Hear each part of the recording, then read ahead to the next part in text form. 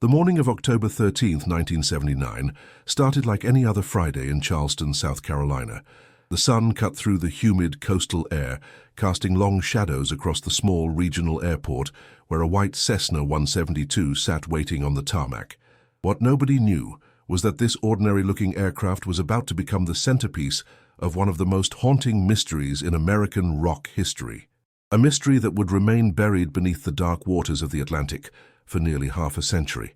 Silver Hurricane wasn't just another garage band trying to make it big.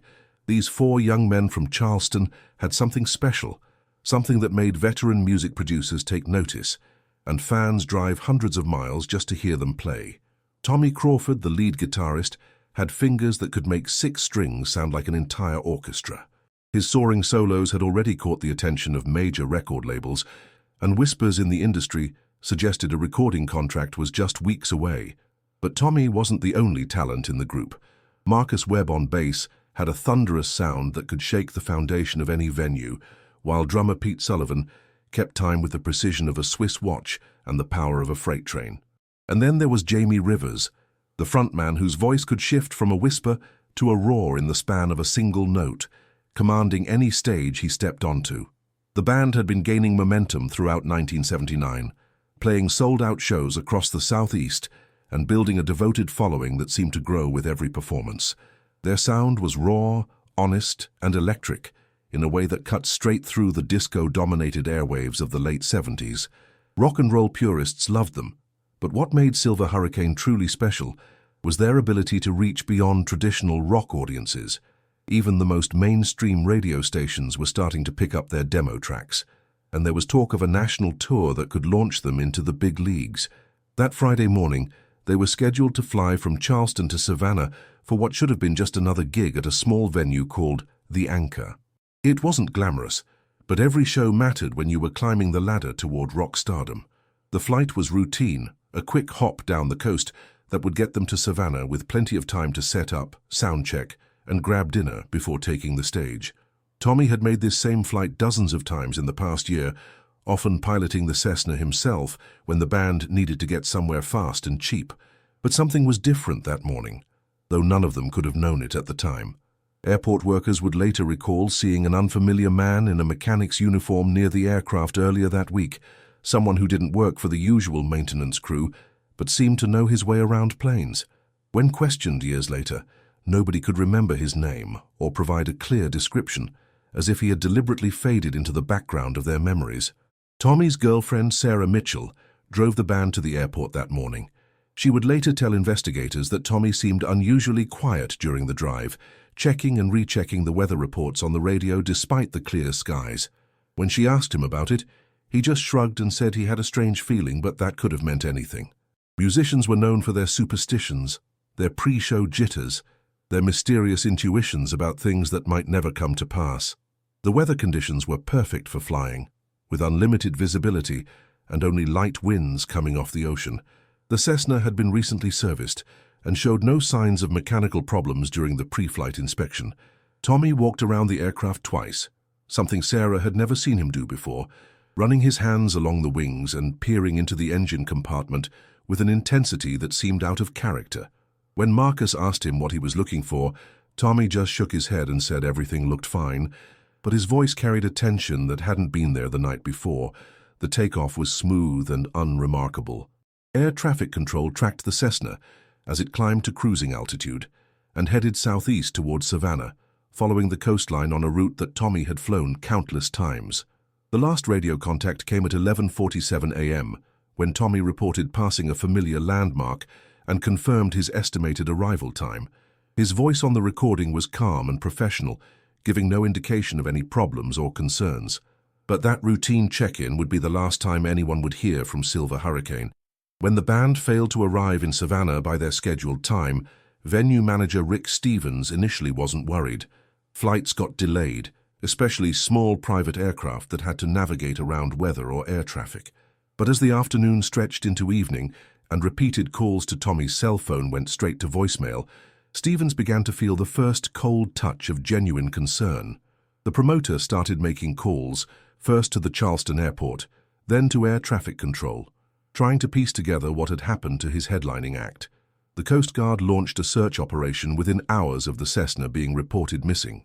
Helicopters combed the coastline while boats swept the waters between Charleston and Savannah, looking for any sign of the aircraft or its 4 occupants. The search area was relatively small given the short distance of the planned flight, but the ocean off the Carolina coast could be unforgiving, with strong currents and depths that could swallow a small plane without leaving much of a trace on the surface. For 3 days, the search continued with an intensity that reflected both the Coast Guard's professionalism and the growing media attention surrounding the missing band. Silver Hurricane's rising star status meant that their disappearance quickly became national news, with MTV running hourly updates and rock radio stations across the country dedicating entire shows to playing their music and speculating about what might have happened.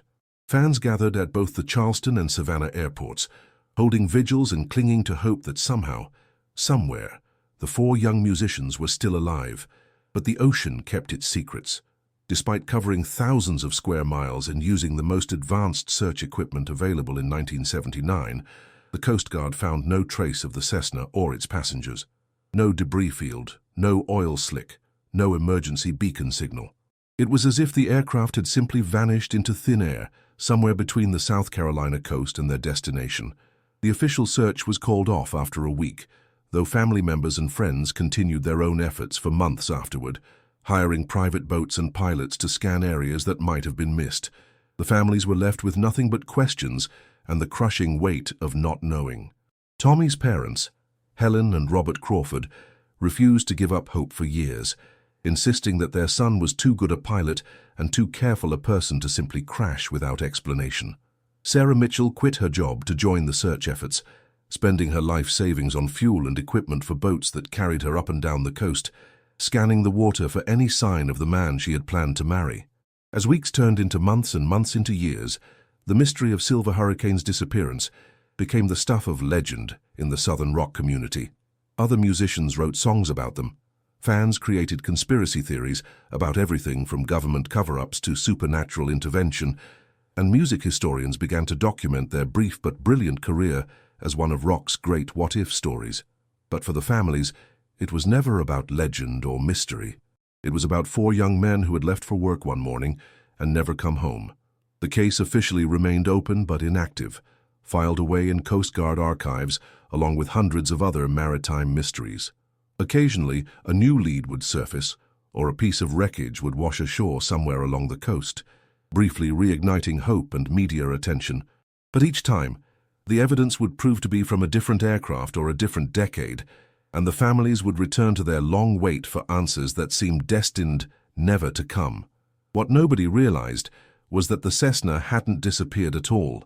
It had been sitting on the ocean floor, 38 miles southeast of Charleston, slowly being covered by sand and marine growth, while the world above moved on without Silver Hurricane.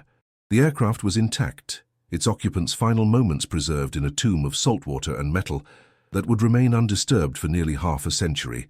And deep inside that sunken aircraft, protected by the very waters that had claimed it, lay evidence that would eventually challenge everything the world thought it knew about that routine flight on October 13th, 1979.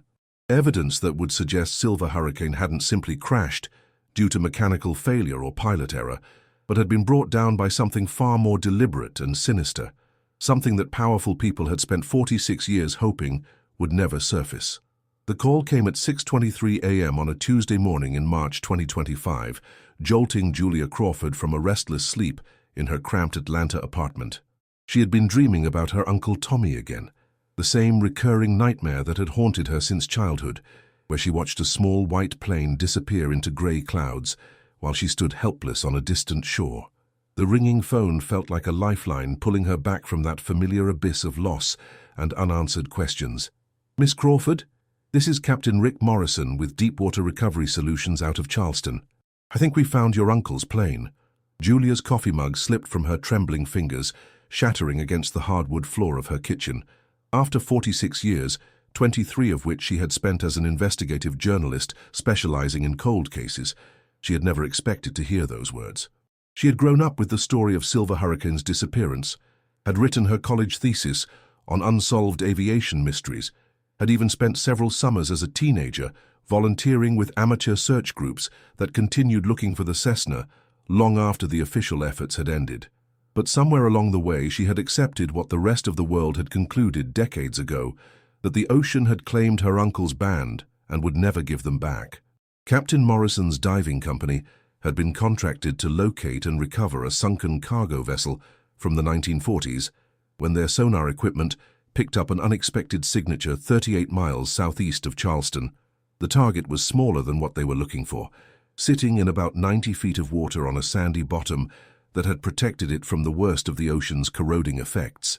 When the first diver descended to investigate, his underwater camera revealed the unmistakable outline of a small aircraft, its white paint still visible beneath layers of marine growth and sediment.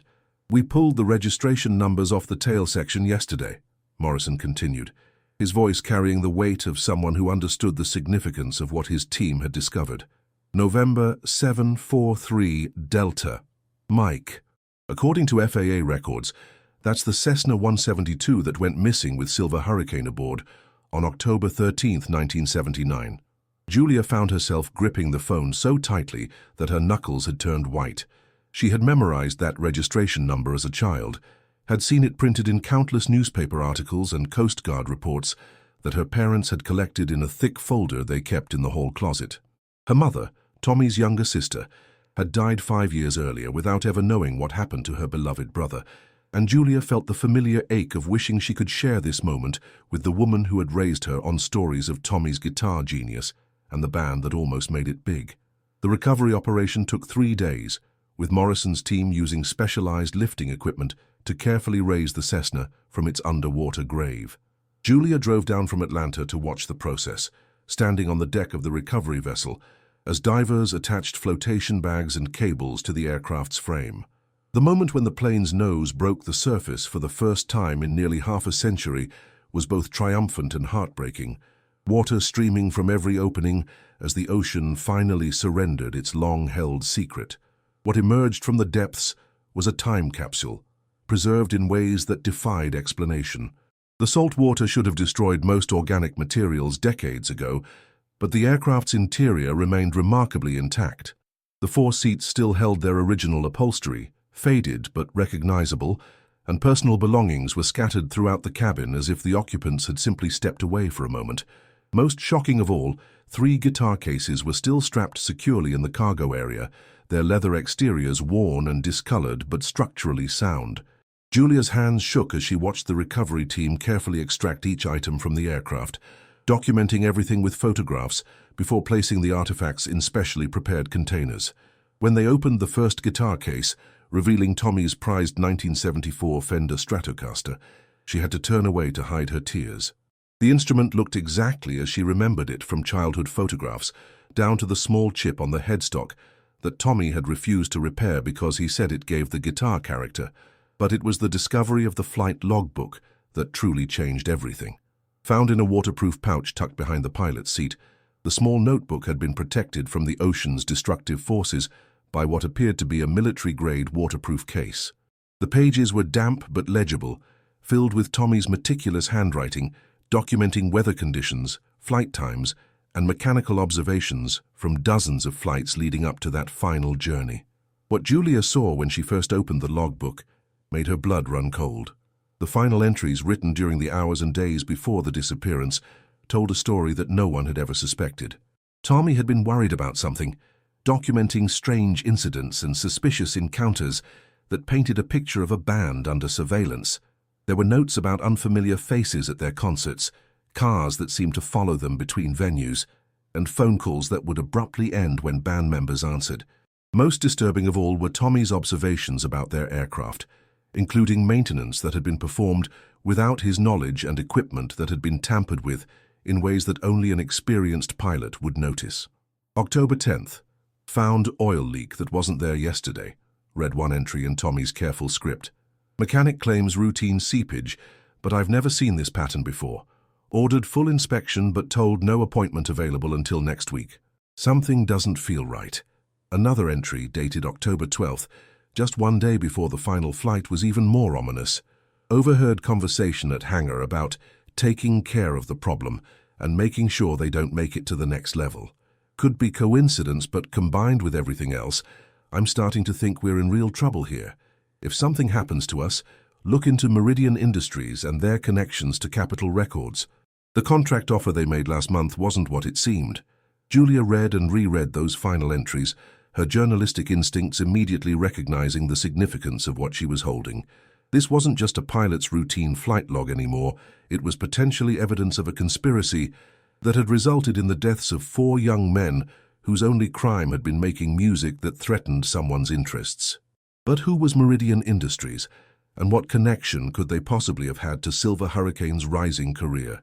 The logbook contained other disturbing details that suggested Tommy had been conducting his own investigation in the weeks before the crash. He had documented license plate numbers of vehicles that had been seen repeatedly near their rehearsal space and performance venues. He had noted the names and descriptions of individuals who had approached band members with offers that seemed too good to be true.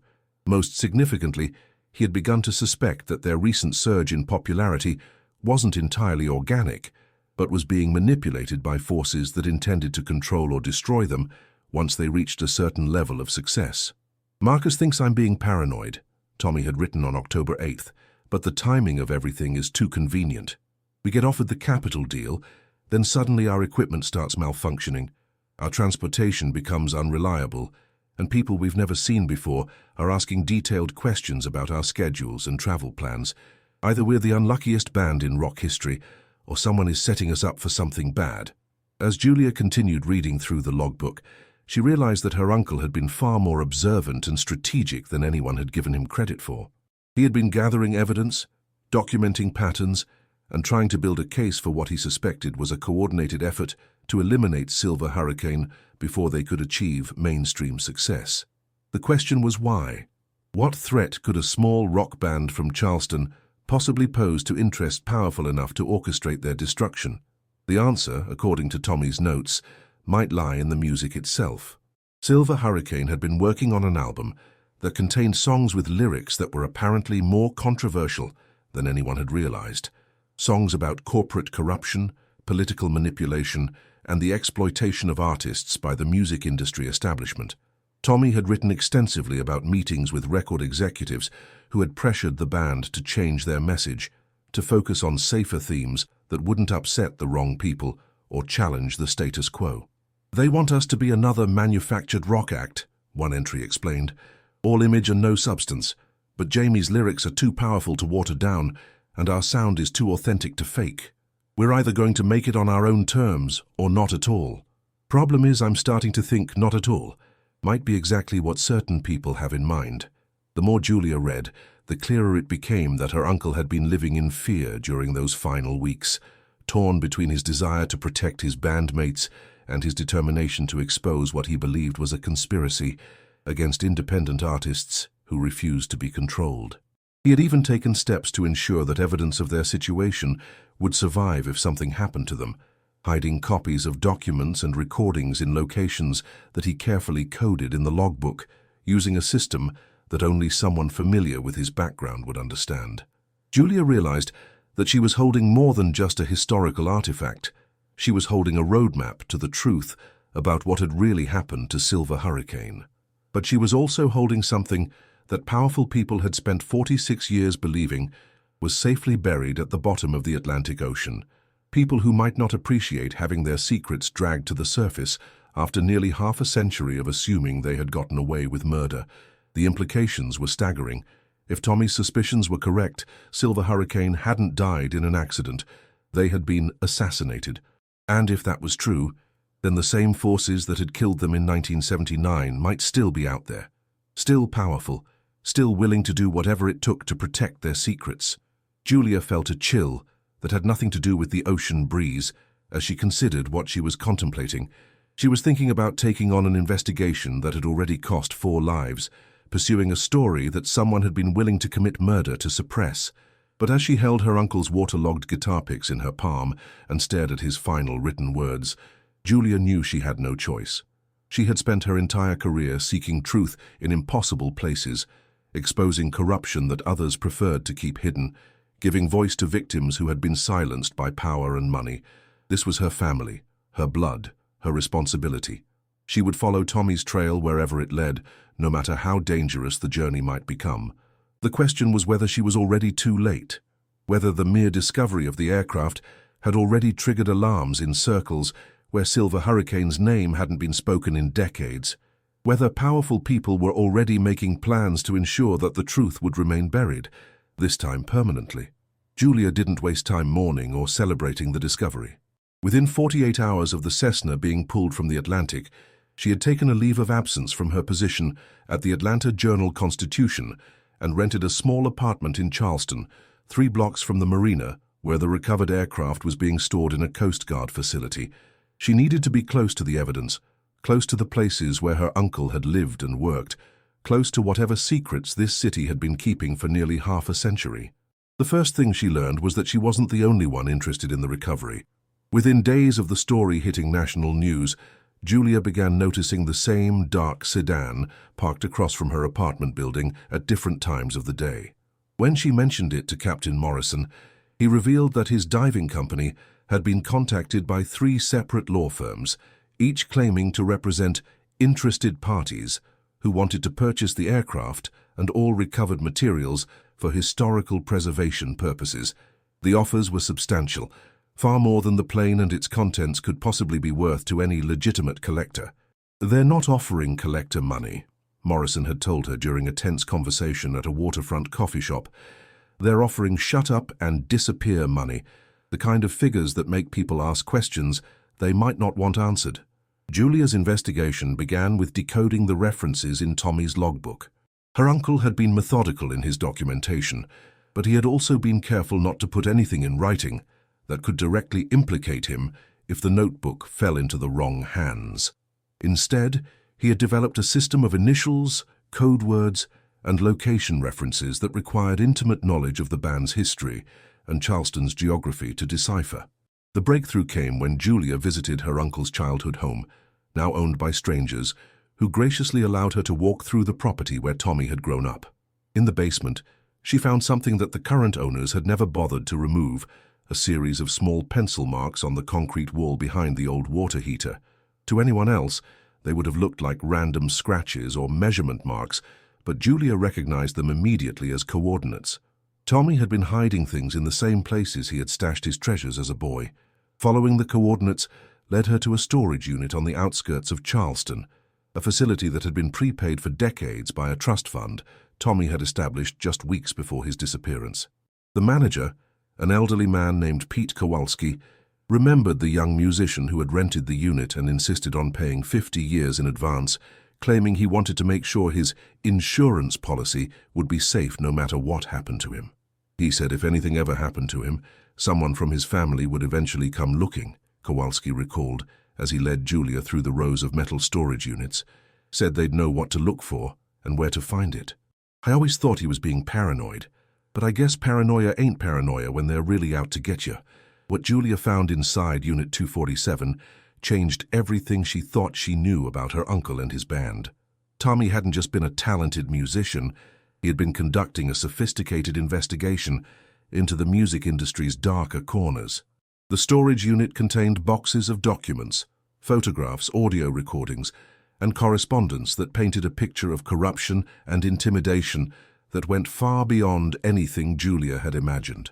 Meridian Industries, the company Tommy had mentioned in his final logbook entries, turned out to be a shell corporation with ties to both major record labels and organized crime families that had been muscling into the entertainment business throughout the 1970s. According to Tommy's research, Meridian had been systematically identifying and eliminating independent artists who refused to sign exploitative contracts or whose music contained messages that threatened established power structures. The documents revealed a pattern that was chilling in its efficiency.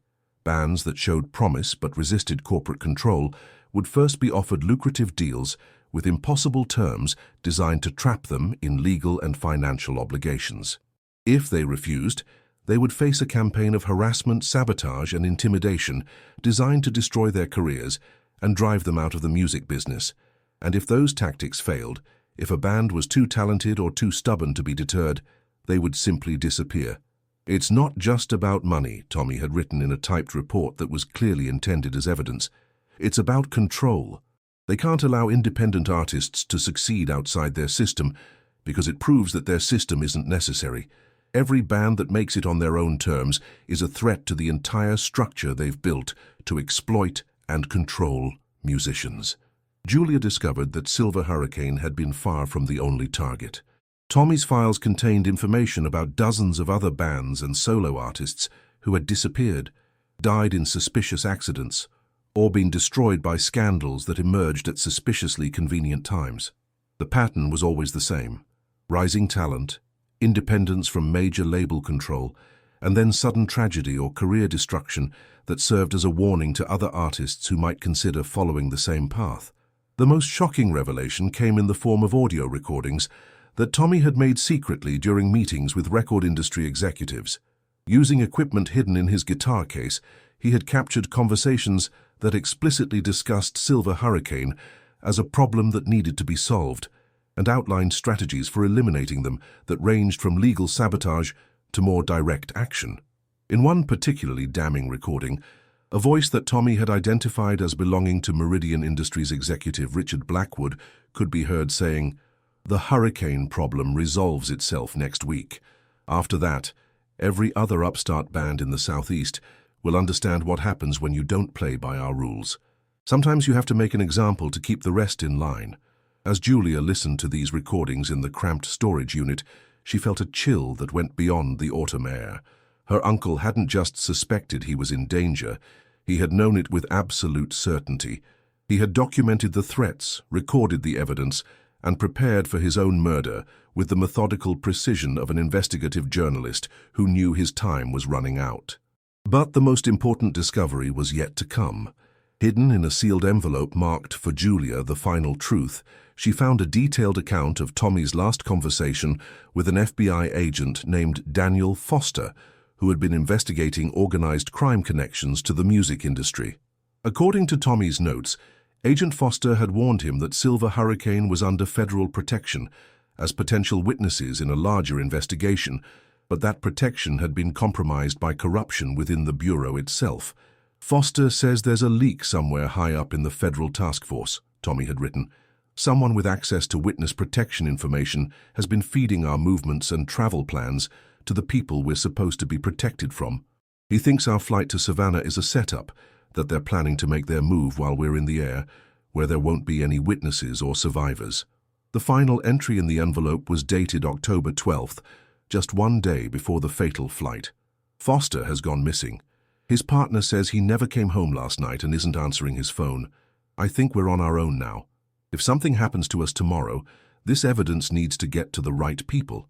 Julia, if you're reading this, trust no one in law enforcement until you know for certain they're clean. The corruption goes deeper than any of us realized." As Julia sat in the storage unit, surrounded by evidence of a conspiracy that had claimed not just her uncle's life, but potentially dozens of other artists over the years, she realized that she had stumbled into something far more dangerous than a simple cold case investigation. She was looking at evidence of a systematic campaign of murder and intimidation that might still be active, still protecting the same interests that had killed Silver Hurricane 46 years ago. Her phone rang, startling her out of her thoughts. The caller ID showed Captain Morrison's number, but when she answered, his voice was tight with worry. "Julia, you need to get out of wherever you are right now. Someone broke into our facility last night and tried to get to the aircraft. They didn't take anything, but they left a message. It said, 'Some things should stay buried. I think you've got bigger problems than you know.'" Julia's hands shook as she began photographing the documents with her phone, working as quickly as possible to capture everything before someone else figured out where she was. The storage unit suddenly felt like a trap, a place where she could be cornered and eliminated, just like her uncle had been when he got too close to the truth. But as she worked, she also felt something else growing inside her alongside the fear. Anger. Pure, burning anger at the people who had murdered her uncle and destroyed his dreams, who had silenced his voice and the voices of countless other artists whose only crime had been refusing to be controlled. They had gotten away with it for nearly half a century, had probably convinced themselves that their secrets were safe forever. Julia finished photographing the documents and carefully sealed them back in their containers. She would return for them later, but right now she needed to get somewhere safe where she could process what she had learned and figure out her next move. As she drove away from the storage facility, checking her rearview mirror constantly for signs of surveillance, she made a decision that would change the course of her investigation and put her life in immediate danger. She was going to find Daniel Foster, or find out what had happened to him. If the FBI agent was still alive, he might be the key to understanding the full scope of the conspiracy. If he was dead, his fate would provide another piece of evidence in the case against the people who had destroyed Silver Hurricane. What Julia didn't know was that her visit to the storage unit had been monitored. That powerful people were already taking steps to ensure that Tommy Crawford's evidence would never see the light of day. She didn't know that Daniel Foster was indeed still alive, living under an assumed identity in a small town in Montana, and that her search for him was about to trigger a response that would prove just how far her enemies were still willing to go to protect their secrets. The game that had started with 4 young musicians boarding a plane in 1979 was about to enter its final phase, and this time, the stakes were higher than anyone could have imagined. Julia's search for Daniel Foster began with the FBI's official records, which painted a sanitized picture of an agent who had resigned from the Bureau in 1980 for personal reasons and subsequently disappeared from all public documentation. But Julia had learned not to trust official narratives, especially when they were too clean and convenient. Real lives were messy, full of loose ends and contradictions that bureaucrats preferred to sweep under the rug. The breakthrough came from an unexpected source. While researching Foster's background at the Charleston Public Library, Julia struck up a conversation with Margaret Henley, a retired librarian who had worked the reference desk for over 40 years. Margaret remembered Foster because he had been a regular visitor during the months before his disappearance, spending hours in the archives researching historical records and newspaper clippings related to organized crime in the Southeast.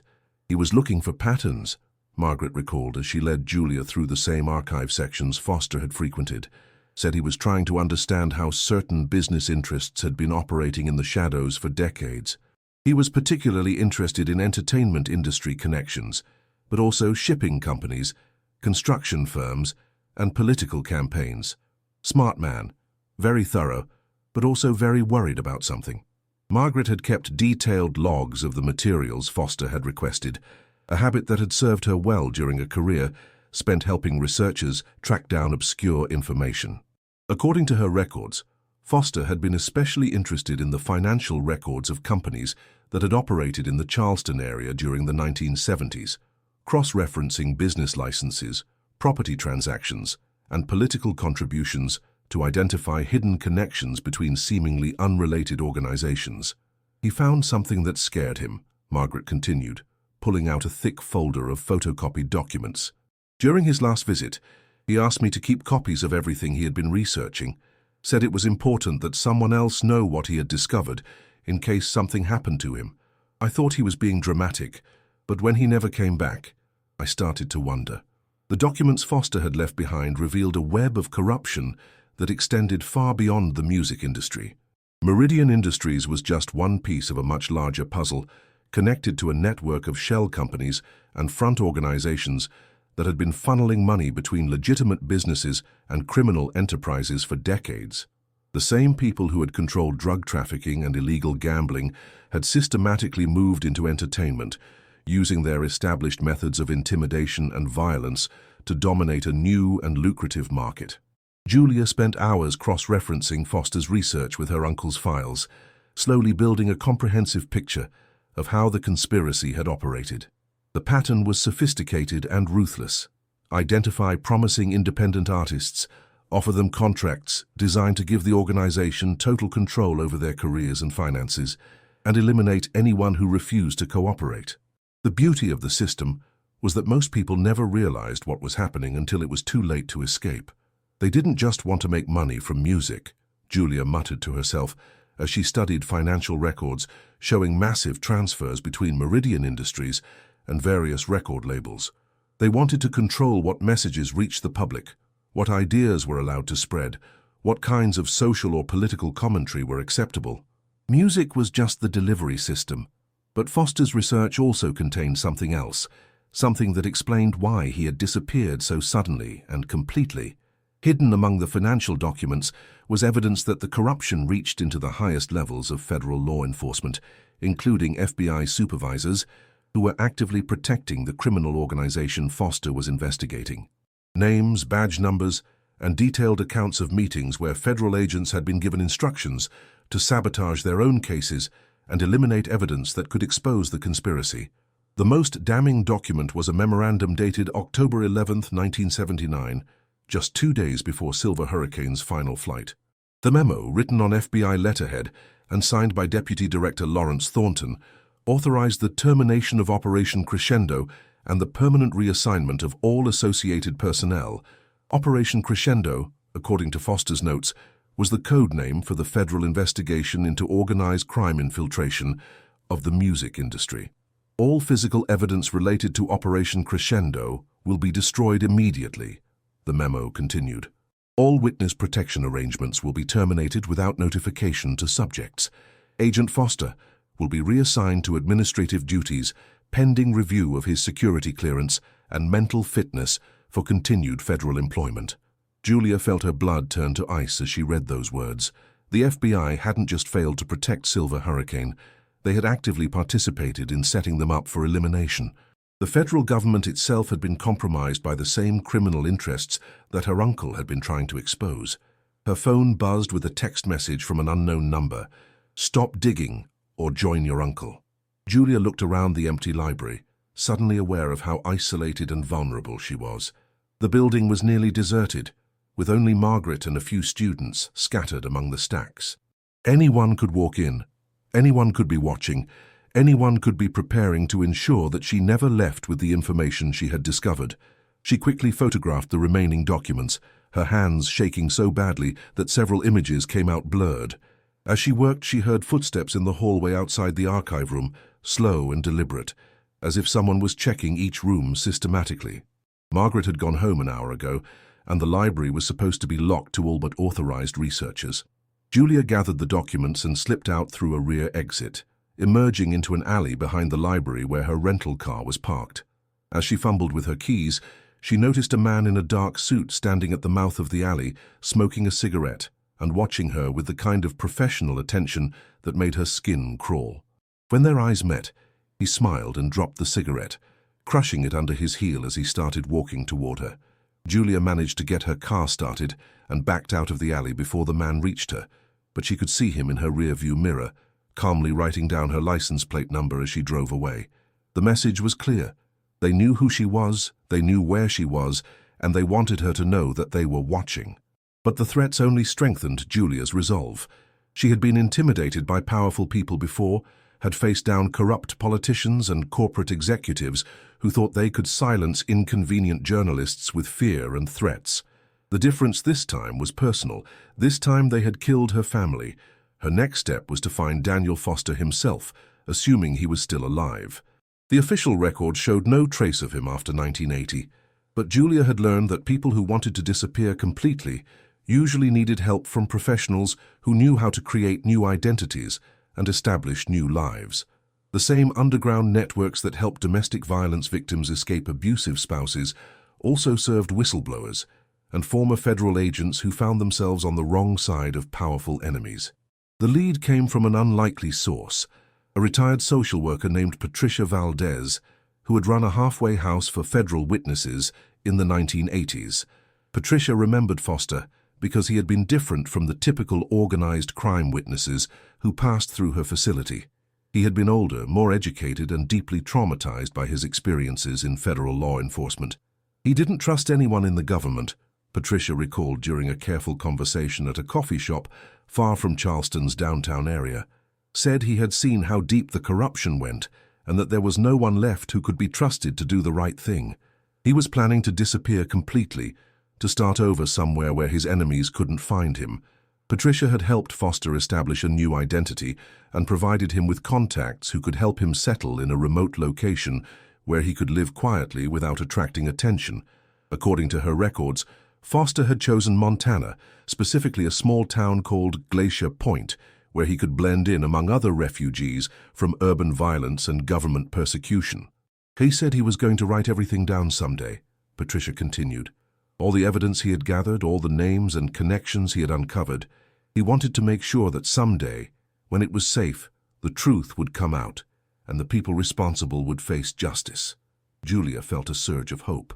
If Foster was still alive, if he still had his evidence, then she might have everything she needed to expose the conspiracy that had killed Silver Hurricane and countless other artists.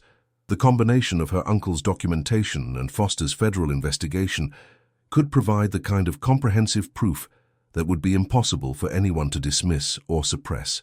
But first, she had to get to Montana without being followed or intercepted by the people who were already monitoring her movements. Julia had no illusions about the danger she was facing. The text message threat had been clear, and the man in the alley had demonstrated that her enemies were prepared to take direct action to stop her investigation. She drove back to her Charleston apartment, taking a circuitous route through the city to check for surveillance. The dark sedan was parked across the street again, but this time there were two men inside, both watching her building with the kind of professional focus that suggested they were more than just private investigators hired to monitor her activities. Julia packed quickly, taking only essential items and the copies of documents she had made. She left most of her belongings behind, knowing that she might not be coming back to Charleston for a long time, if ever. As she prepared to leave, she made one final call to Captain Morrison, warning him to be careful and asking him to make sure the recovered aircraft remained secure until she could return with the evidence needed to expose the truth. "They're escalating," Morrison warned her. "Someone tried to break into the storage facility again last night, and this time they left more than just a message. They left a device that our security team says was designed to destroy everything in the building. We're moving the plane to a more secure location, but I don't know how long we can keep it safe." Julia realized that time was running out. Her enemies were no longer content to simply monitor and threaten her. They were actively preparing to destroy all evidence of their crimes and eliminate anyone who posed a threat to their secrets. If she was going to expose the truth about Silver Hurricane's murder, she had to move fast and stay ahead of people who had been covering up their crimes for nearly half a century.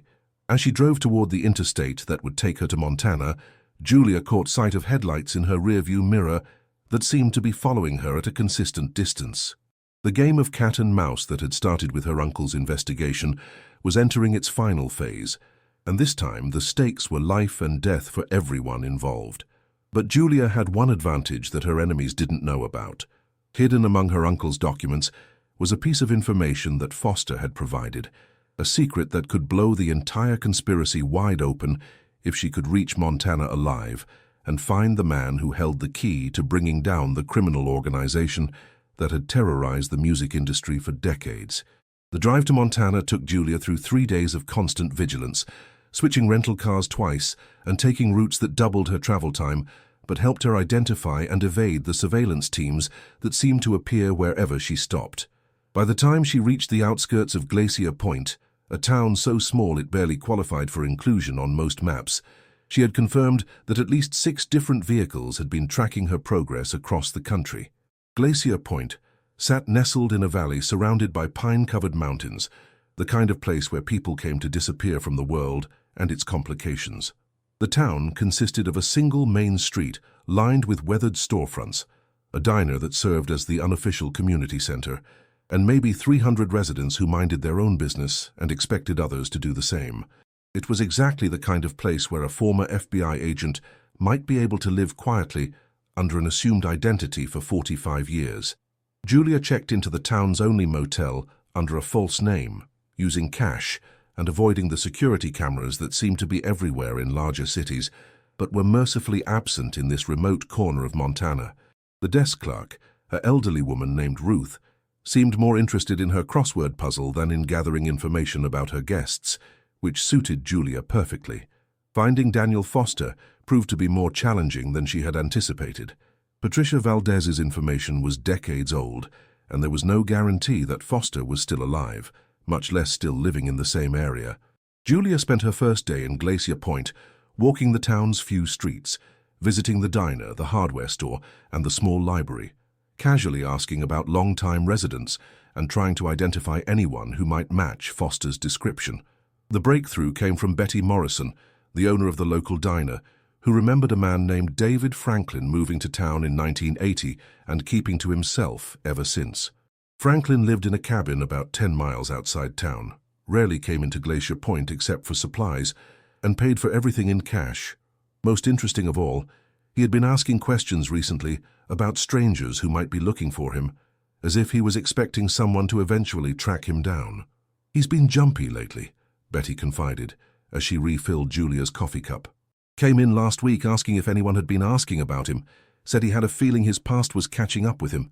I told him nobody comes to Glacier Point looking for anybody, but he didn't seem convinced." Julia felt her pulse quicken. If David Franklin was indeed Daniel Foster, then he might already know that she was coming. The question was whether he would see her as an ally or a threat, whether he would help her expose the truth, or disappear even deeper into the wilderness to protect himself from the consequences of his knowledge. The drive to Franklin's cabin took her up a winding mountain road that seemed designed to discourage casual visitors. The cabin itself was set back among the trees, invisible from the road and accessible only by a narrow dirt track that showed signs of being deliberately maintained to look more primitive than it actually was. Julia parked at the end of the track and walked the final 100 yards, making enough noise to announce her approach without seeming threatening. The man who answered her knock was older than she had expected, probably in his 70s now, but still carried himself with the alert posture of someone who had spent decades watching for danger. His hair was white and unkempt, his face weathered by mountain weather and the stress of living in hiding, but his eyes were sharp and intelligent as they studied her with the kind of professional assessment that confirmed she had found the right person. "You're Julia Crawford," he said before she could introduce herself. "Tommy's niece. I've been expecting you for about a week now."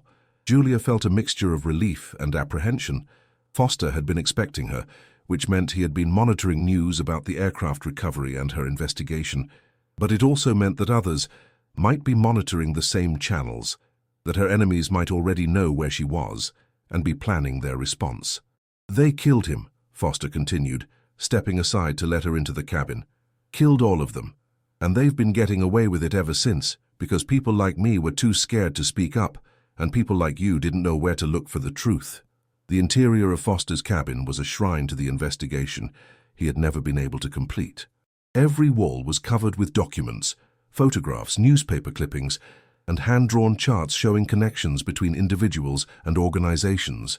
It was the work of a man who had spent 45 years obsessing over a case he couldn't forget, collecting evidence for a day of reckoning that he had never been sure would come. "I saved everything," Foster explained as he led her through the cabin's main room. "Every document from Operation Crescendo, every piece of evidence we collected before they shut us down and tried to bury the truth. I knew someday someone would come looking for answers, and I wanted to make sure those answers were still available." The evidence Foster had preserved was staggering in its scope and damning in its implications.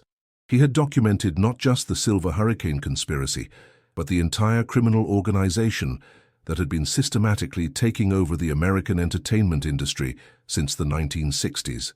The same people who had killed her uncle had been responsible for dozens of other deaths, countless careers destroyed, and a level of corruption that reached into the highest levels of government, law enforcement, and corporate America. "They called it the Harmony Project," Foster explained, showing Julia a thick file labeled with that code name. The idea was to gain control over popular culture by controlling the artists who created it. Music, movies, television, publishing, everything that influenced how young people thought about politics, society, and authority. They understood that whoever controlled the message controlled the future. The Harmony Project had been more sophisticated than anything Julia had imagined. Rather than simply eliminating troublesome artists, the organization had developed a comprehensive system for identifying promising talent early in their careers and channeling them into contracts and relationships that gave the criminal syndicate total control over their creative output and public messaging. Artists who cooperated became wealthy and famous. Artists who resisted disappeared or died. "Your uncle was special," Foster continued, pulling out a file specifically dedicated to Silver Hurricane. "He was too talented to ignore, too independent to control, and too smart to fool. He figured out what they were doing before most artists even realized they were being targeted. That made him dangerous in ways that the organization couldn't tolerate." Julia studied the Silver Hurricane file, which contained detailed surveillance reports, transcripts of intercepted phone calls, and plans for what the organization euphemistically called permanent career termination. The level of planning that had gone into the band's elimination was chilling, involving everything from mechanical sabotage of their aircraft to backup plans for alternative methods of elimination. If the primary operation failed, the plane crash wasn't an accident, Foster confirmed. They had a mechanic plant a device in the fuel system that would cause catastrophic engine failure after a predetermined flight time. The timing was calculated to ensure the crash would occur over deep water, where the aircraft would be impossible to recover and examine. But the most shocking revelation was yet to come. Foster showed Julia evidence that the conspiracy hadn't ended with Silver Hurricane's death, but had actually expanded and evolved over the decades since 1979. The same criminal organization was still operating, still controlling significant portions of the entertainment industry, and still eliminating people who posed threats to their interests. They never stopped, Foster said grimly. They just got better at it. More sophisticated, more careful, more integrated into the legitimate business world. The people who killed your uncle are probably dead by now, but their successors are still out there, still protecting the same interests and using the same methods. Julia felt a chill as she realized the implications of what Foster was telling her. She wasn't just investigating a historical crime, she was threatening a criminal organization that was still active and still killing people who got too close to the truth. Her investigation had put her directly in the crosshairs of the same forces that had murdered Silver Hurricane. They know you're here, Foster continued, confirming her worst fears. I've been monitoring their communications for years, staying ahead of their efforts to track me down. They've been preparing to eliminate you since you first found that storage unit in Charleston. The only reason you're still alive is because they wanted to see how much you knew and who else might be involved in your investigation. Foster explained that the organization had been carefully watching Julia's progress, allowing her to uncover certain pieces of evidence while steering her away from others.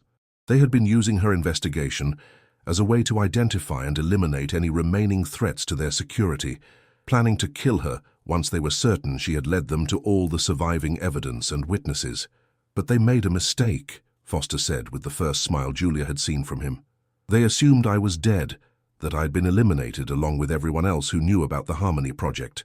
They've been operating for 45 years under the assumption that all the evidence from Operation Crescendo had been destroyed. Foster led Julia to a back room where he had assembled what he called his insurance policy, a comprehensive collection of evidence that documented not just the Silver Hurricane murders, but the entire history of the criminal organization from its origins in the 1960s to its current operations. Names, dates, financial records, recorded conversations, and physical evidence that would be impossible for anyone to dismiss or suppress. I've been waiting for someone like you, Foster explained, someone with the skills and the motivation to get this evidence to the right people and make sure it sees the light of day, someone who wouldn't be scared off by threats or intimidated by powerful enemies. But as Julia studied the evidence Foster had assembled, she realized that exposing the truth would be more complicated than simply releasing information to the media.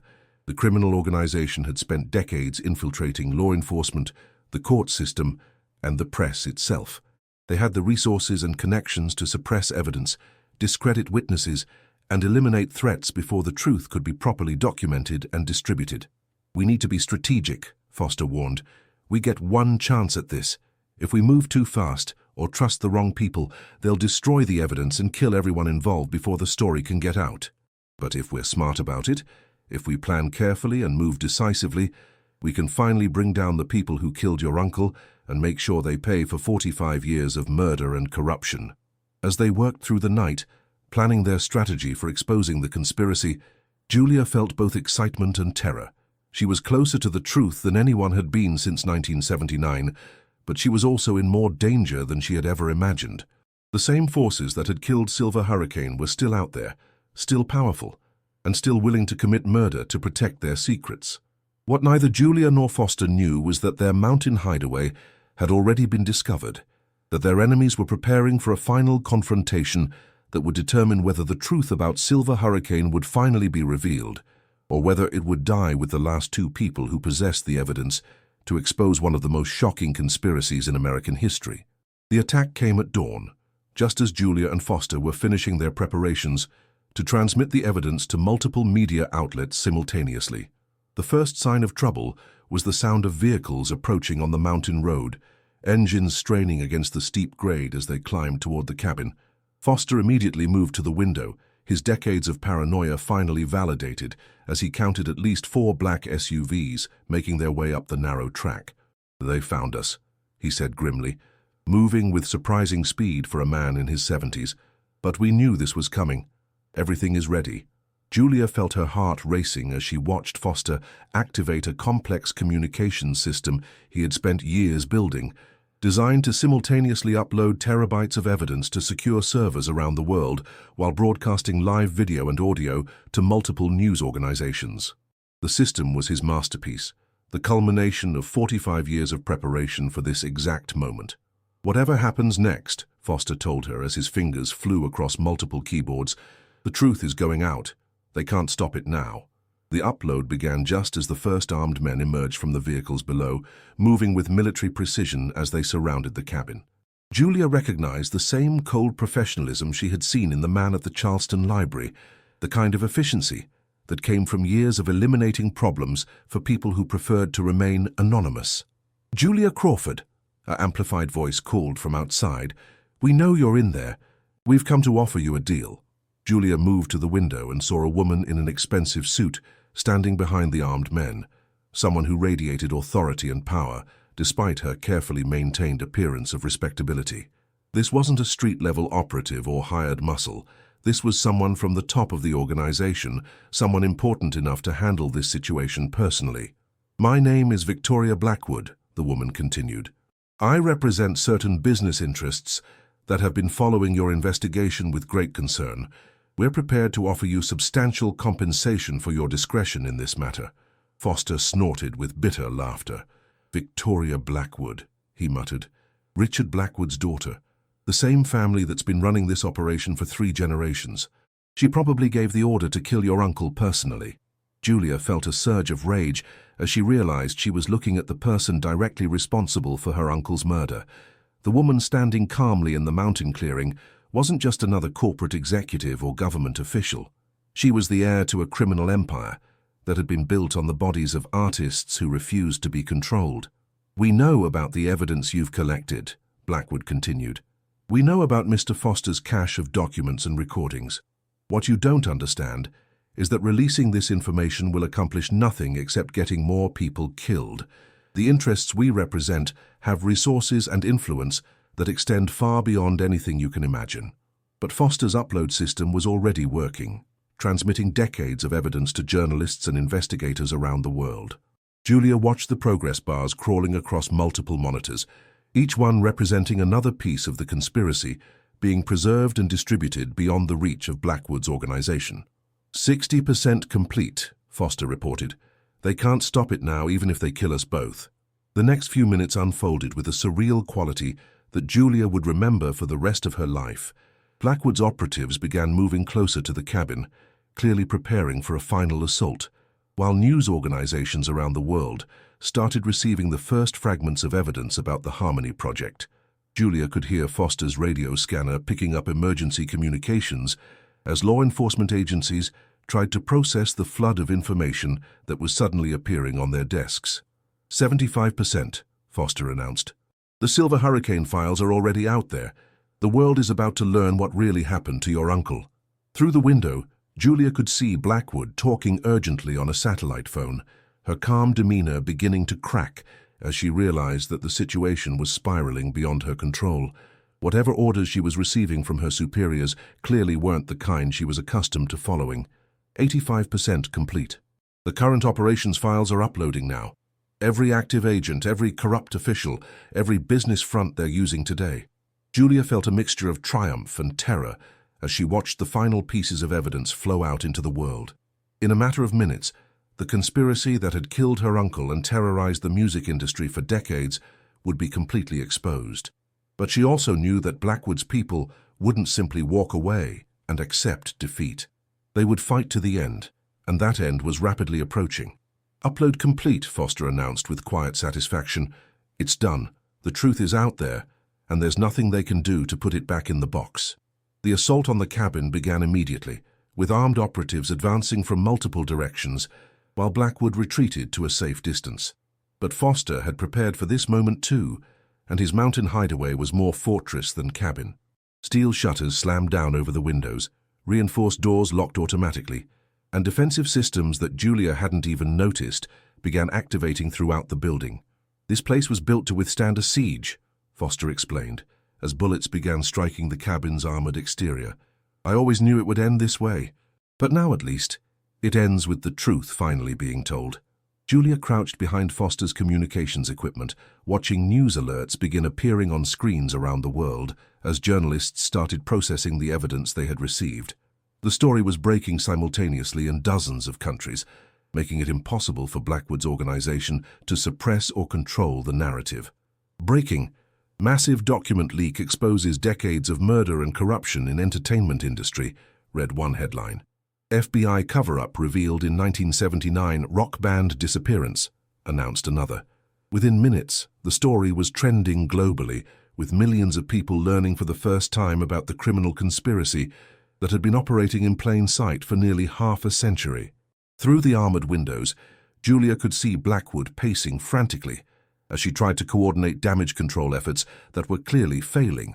The evidence was spreading too fast and too widely for any organization to contain, no matter how powerful or well-connected they might be. Foster's radio scanner crackled with reports of arrests beginning around the country as law enforcement agencies acted on the evidence they had received.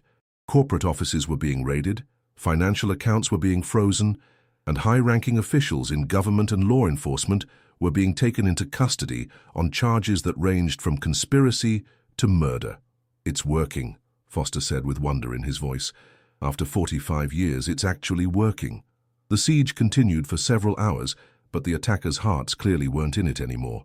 With their conspiracy exposed and their leadership facing arrest, Blackwood's operatives were fighting a losing battle against enemies who would soon have the full support of legitimate law enforcement. One by one, they began to fall back, abandoning the assault as news of their colleagues' arrests reached them through their own communications networks. By afternoon, the mountain road was filled with legitimate law enforcement vehicles as FBI agents, U.S. Marshals and state police converged on the scene. Blackwood and her remaining operatives were arrested without resistance, their decades-long reign of terror finally brought to an end by the evidence that Julia and Foster had preserved and transmitted. Julia emerged from the cabin to find herself facing a crowd of federal agents, journalists, and investigators who had been waiting years for this moment. The evidence Foster had compiled was already being corroborated by other sources, with victims and witnesses coming forward to add their voices to the chorus of truth that could no longer be silenced. In the months that followed, the full scope of the Harmony Project conspiracy became clear. Dozens of high-ranking officials were convicted on charges ranging from conspiracy to murder. Hundreds of artists who had been silenced or eliminated over the decades were finally acknowledged as victims of systematic terrorism. The entertainment industry underwent the most comprehensive reform in its history, with new oversight and protection systems designed to prevent such widespread corruption from ever taking root again. Julia's investigation became the subject of books, documentaries, and congressional hearings that examined how such a massive conspiracy had been allowed to operate for so long without detection. Her Uncle Tommy and the other members of Silver Hurricane were posthumously honored with Grammy Awards and inducted into the Rock and Roll Hall of Fame, their music finally receiving the recognition it had been denied by the criminal forces that had silenced them. But for Julia, the most meaningful moment came when she returned to Charleston for the reburial of her uncle and his bandmates, whose bodies had finally been recovered from the aircraft that had served as their tomb for 46 years. Standing at Tommy's graveside, surrounded by family members and fellow musicians who had never forgotten Silver Hurricane's promise, she felt a sense of closure that she had never thought possible. The mystery that had haunted her family for nearly half a century was finally solved. The truth that had cost so many lives was finally told, and the music that had been silenced by fear and corruption was finally free to inspire new generations of artists who would never have to live in terror of the shadows that had once controlled their industry. As Julia placed her uncle's recovered guitar pick on his headstone, she heard something that would have been impossible just months earlier: the sound of Silver Hurricane's music playing on the radio. finally reaching the audience that Tommy and his bandmates had died trying to reach. Their voices, preserved in recordings that had survived decades of suppression, sang out across the airwaves with a power and authenticity that no amount of corporate control could diminish or destroy. The storm that had taken Silver Hurricane's lives had finally passed, and in its wake, the truth had set them free.